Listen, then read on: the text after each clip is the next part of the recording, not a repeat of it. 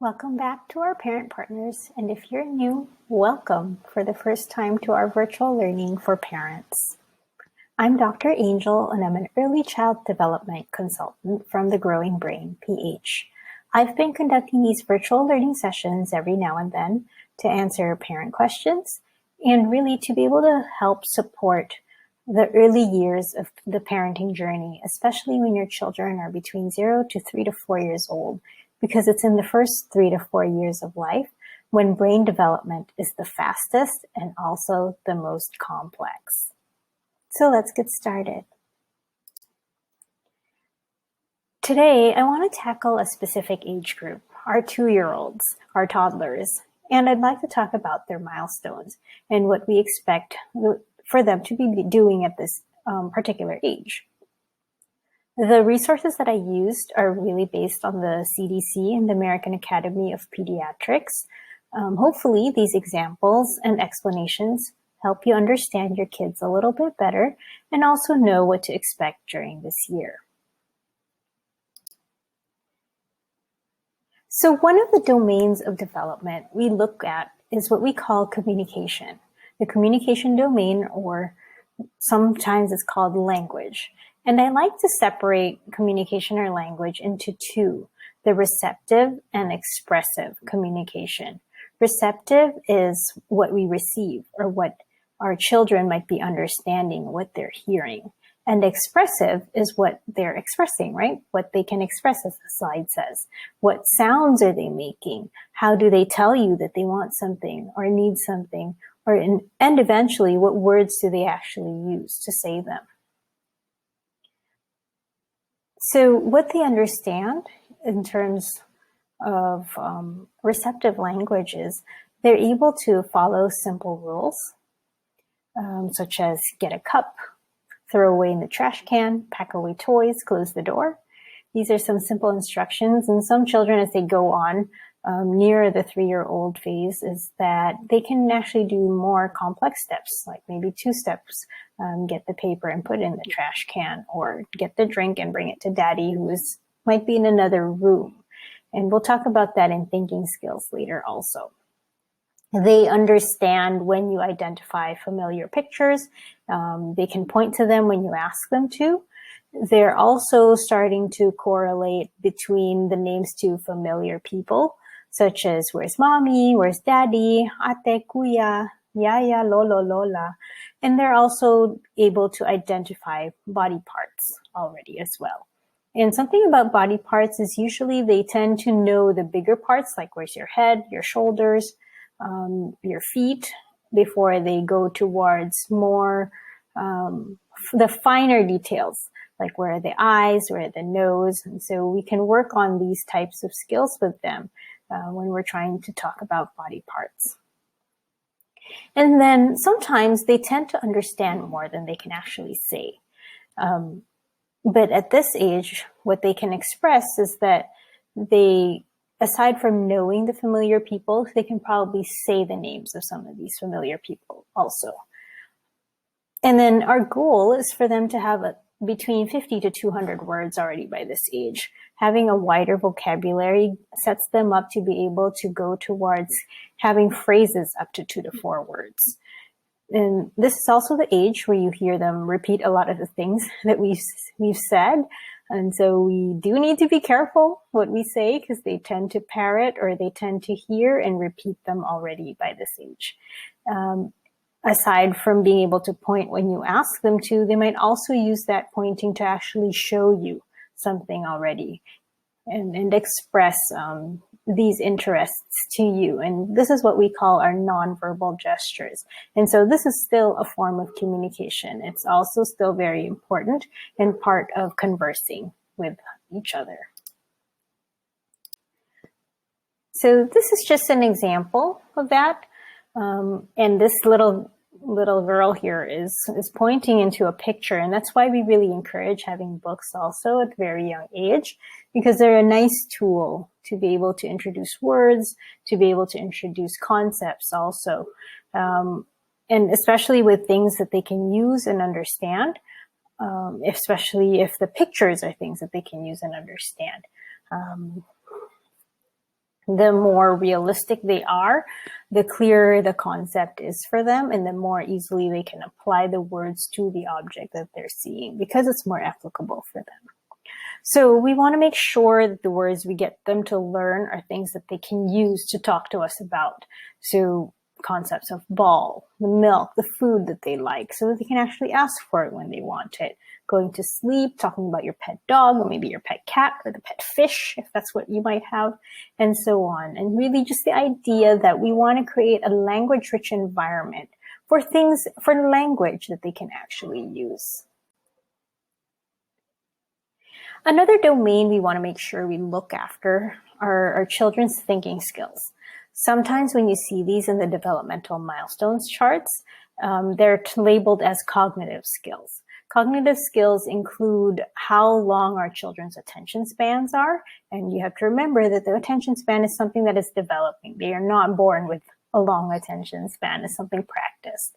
They're also given this. So it also covers memory skills and also their problem solving skills. And so just to run down, they are able to complete sentences and rhymes in familiar books. And this works towards memory, because if they are familiar with a book, if they get to read books more often, then they're introduced to these words and can repeat them. Rhymes are really good for memory because of the pattern of the words, and sometimes even the songs from the rhymes helps them remember things better. They're able to follow two-steps instructions, and the reason why this is in thinking skills is that aside from the language skill we talked about earlier, being able to follow instructions actually helps with your attention, and it helps with your memory also. And if the instructions come with problem solving, then you're 3 for 3. They're also able to find things even when they're hidden. Sometimes our younger kids tend to be out of sight, out of mind. The kids, as they get older, they're more able to actually go and look for something that might be hidden under layers of cloth maybe, or put away inside a cabinet. They will put an effort to finding them already. They are beginning to sort shapes. They can probably already build towers by this age, and starting to do some make-believe or pretend play games by this time. So as an example, again, they find things even when hidden under 2 or 3 covers. So meaning they're holding a memory for an object, that it should be there, it's somewhere, we're going to look for it and find it. This is also an age where they are beginning to have the concept of categories. And so they can probably do simple categorizing, such as putting same colors together, same shapes together. And so introducing shape sorters, or even as simple as sorting fruits at home, right? You don't even have to go out of your way to buy toys for that. If you are a fruit eater, you can actually segregate your fruits into which ones are bananas and apples and oranges and so on. And then they're starting to play simple make-believe games. And I think one of the things I want to highlight about simple make-believe games is also the idea that they will not start doing pretend play unless they also have experiences of doing or seeing certain activities in their day-to-day life as well. Because in order for you to pretend to be doing something, you actually need to know something that you can pretend to be doing as well. So such as combing the hair, feeding the baby, setting the table, using the kitchen to play if you have a pretend play kitchen as well. And then having an adult who helps model some of these play activities also. So even pretend play is something that is brought about from practicing, from experiences that a child might be having as they're growing up. And then, yeah, they're able to build towers of 4 or more blocks already. And the reason why we're particular with the number is that we believe that by this age, they have the concept of spatial awareness. And so being able to build towers of blocks is not just about the blocks themselves, but it's the idea that something can balance on top of each other, and that we can make efforts to make it stay standing up for as high as about 4 blocks. Okay, so that was the end of the thinking skills slides. For the social emotional skills, these are skills that you can do for yourself and also the skills that you use to interact with other people. So the skills here we look for is that they're already able to imitate other people. And they're usually able to do it by imitating adults and older children. They get excited with other children if they're able to interact with them.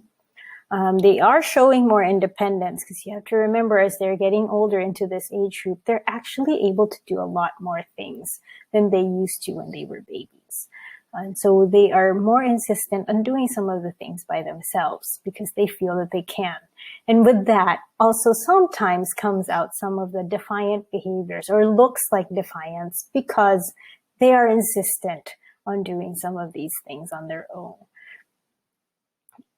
It's also a time that they might do parallel play with other children. And what does this mean?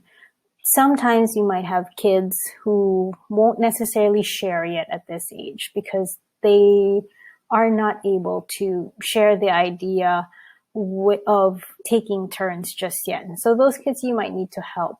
But what you can actually start with is having them be comfortable just being side by side with each other, sharing a space with each other and playing in parallel. And then gradually coaching them with the taking turns, because that is a developmental skill that they need to work on at this age. So to share an example, right, they copy others, especially adults and other children.